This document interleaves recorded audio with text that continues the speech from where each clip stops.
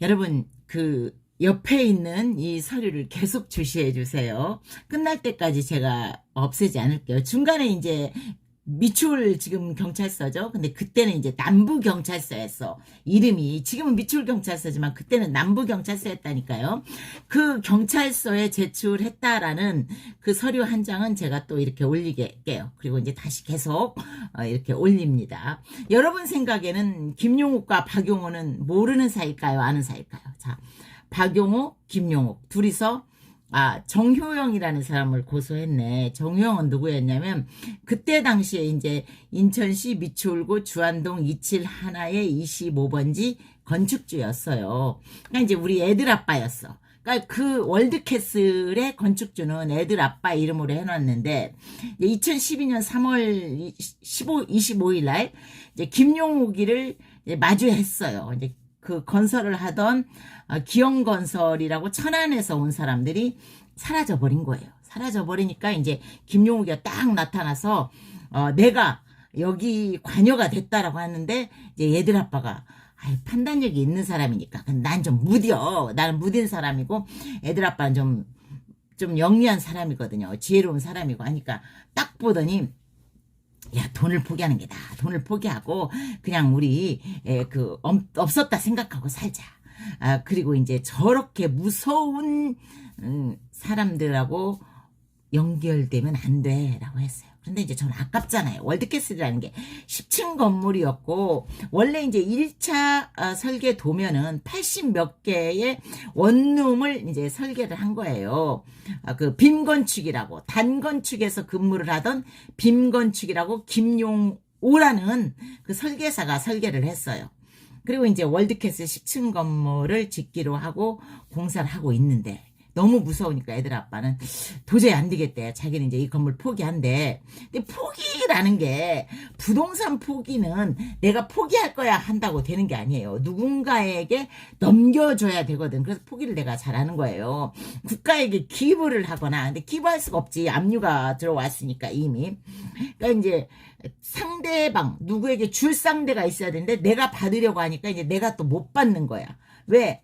거기에 이제 다른 그 지불해야 될 것들이 많이 있으니까, 뭐 세금 뭐 이런 것들. 어쨌거나 이제 2012년 3월 25일 날 이제 애들 아빠는 이제 너무 무서우니까 이거 포기하자고 이제 거기 현장에 이제 나타나지도 않았어. 무서우니까. 그렇죠. 이제 지키고 싶은 것은 돈이 아니라 그 본인의 안위, 그렇잖아요. 안정감을 먼저 지키고 싶잖아요.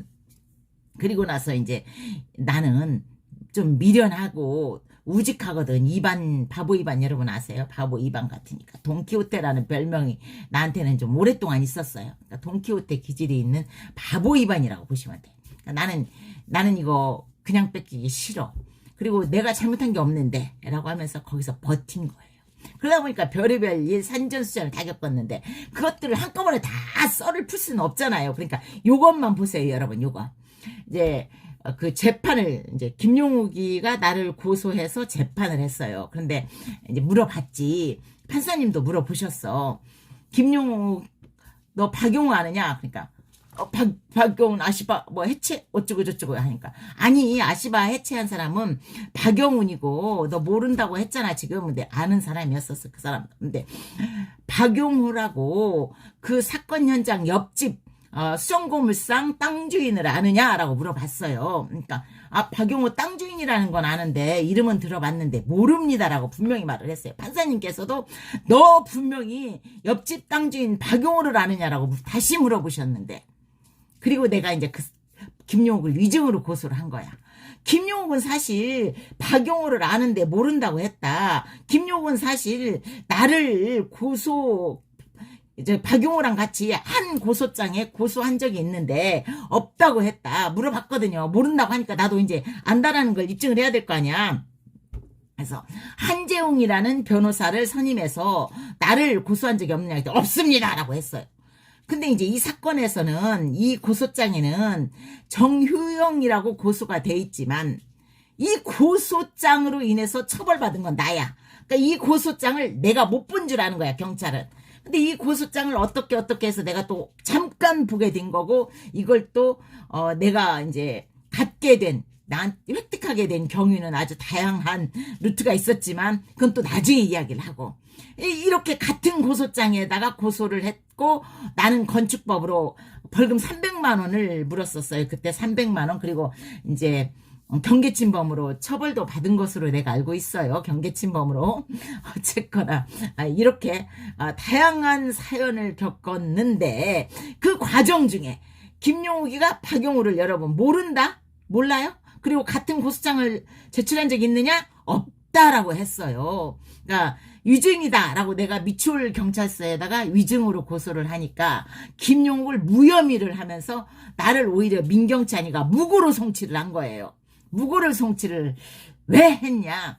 너는 지난번에 우리가 무혐의 했거든. 김용욱이를 무혐의 했으니까 김용욱이 너를 무고로 고소장을 제출했어. 우리가 무혐의 한 것에 대해서 무고 고소장이 들어왔고 네가 위증으로 고소를 했었잖아. 그러니까 검찰에서도 아마 너를 무고로 처벌할걸?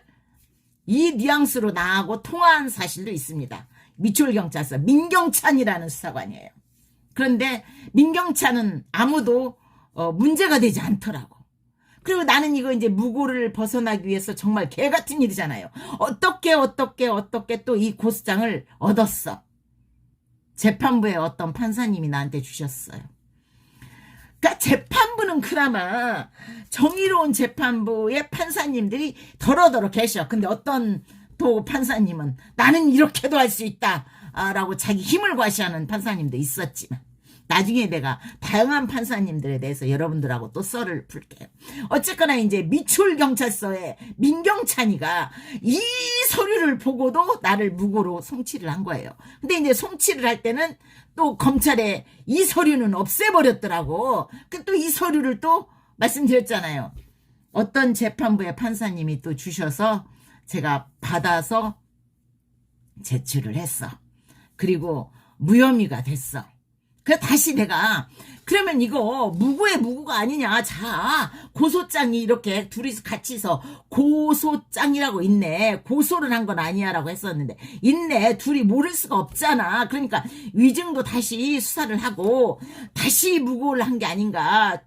너네가 조사를 해봐 라고 하고 이제 고소장을 넣었더니 평택 경찰서에서 수사를 한 거예요. 그리고 내가 또 진짜 어리버리한 게 이 고소장을 경찰관한테 주워버렸네. 한 장밖에 없는, 한 부밖에 없는데 어떻게 해서 한 부만 갖고 있는데 그래서 다시 또 달라고 하면서 안 주면 어떡하지. 보통 검찰은 안 주더라고. 내가 달라면 안 줘. 미추홀경찰서도 내가 달라면 안 줘. 그래서 안 주면 어떡하지 했는데 지금 막 평택 경찰서에서 따끈따끈하게 주시면서 웃으면서 참 진실을 알고 있는 뉘앙스의 목소리로 말씀을 하시네. 여러분은 이런 일 겪으면 안 되겠죠? 내가 목숨 걸고 다시 또 나를 기소하면 국민참여재판 할 거야. 우리나라 경찰, 검찰, 판사보다 더 똘똘한 게 대한민국 국민이더라고요. 내가 그걸 이번에 절실히 느꼈어. 어디서 느꼈는지는 또 다음에 이야기할게요. 하여간 대한민국 경찰 이런 일도 있다. 하여간 감사합니다.